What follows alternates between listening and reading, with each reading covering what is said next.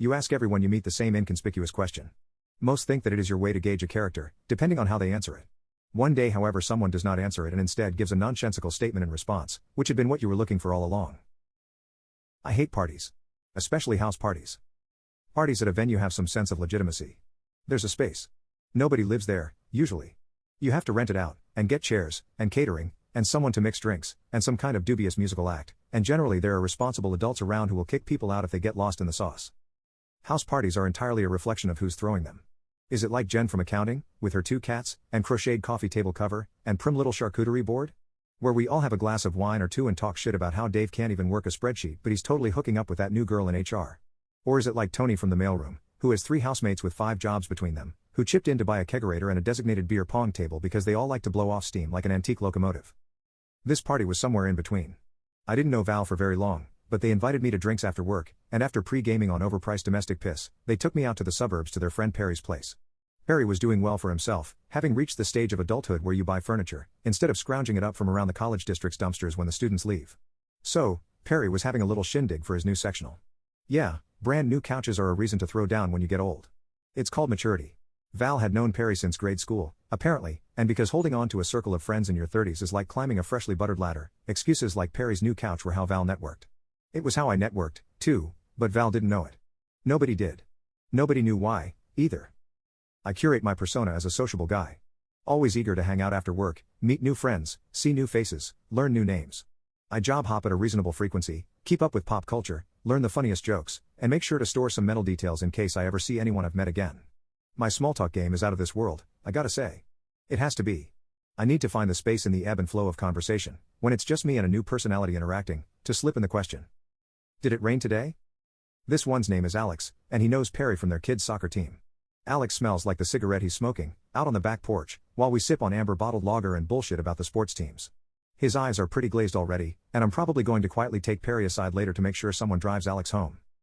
Man, it's raining bitches in there, Alex chortles, swigging his beer. I didn't know Perry knew so many MILFs. I thought soccer moms were all married. Man, my wife would kill me if she was here. Hell yeah, I nod thoughtfully, for appearance's sake. This guy is about as sharp as a billiard ball, but I have to circulate. It's imperative that I get to as many people as I can while I'm here. Hey man, I'm gonna go see if there's any of that fancy cheese left in there. Alex wobbly salutes me with his cigarette, and I retreat to the indoors. There are indeed a lot of middle-aged women here, Perry's wife's crowd, actually, brought together by the allure of virgin furniture, untouched by pet hair and child-related stains. It is a nice sofa, too, a modern industrial gray number that blends tastefully with everything. Perry and his wife have achieved the I've got a real job with real money stage of home decor, so there are expensive knickknacks, and framed paintings, and at least one superfluous wooden sign admonishing the reader on how to live their life. Laughter and love might be involved. I circulate towards the kitchen like a moth romancing a lamp. Most faces I pass are familiar now. It's easier to slip in the question through a first-pass meet and greet with a crowd, and most of these people were hubbubbing in the dining room when Val and I arrived.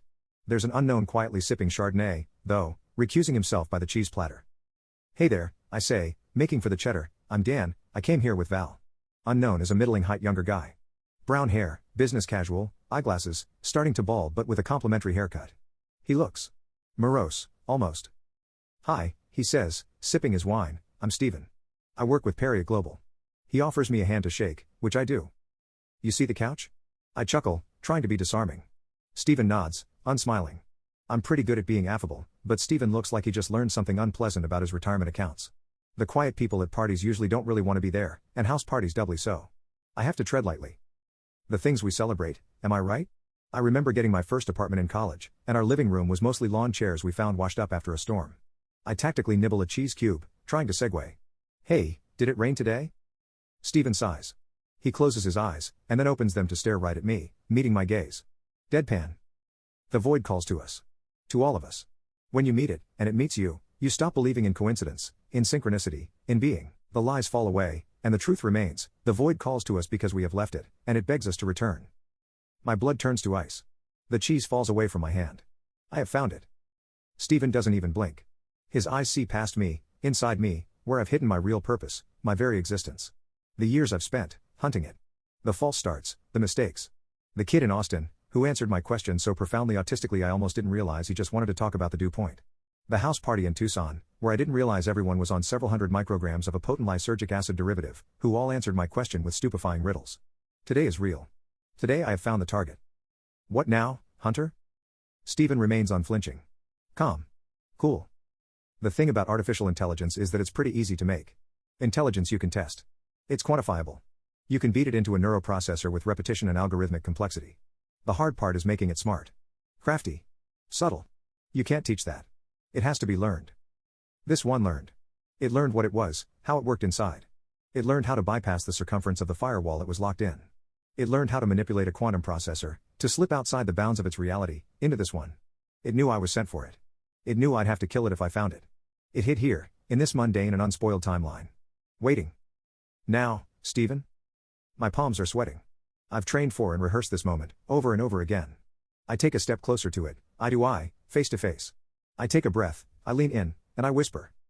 Help me be free of them, too. I don't want to go back.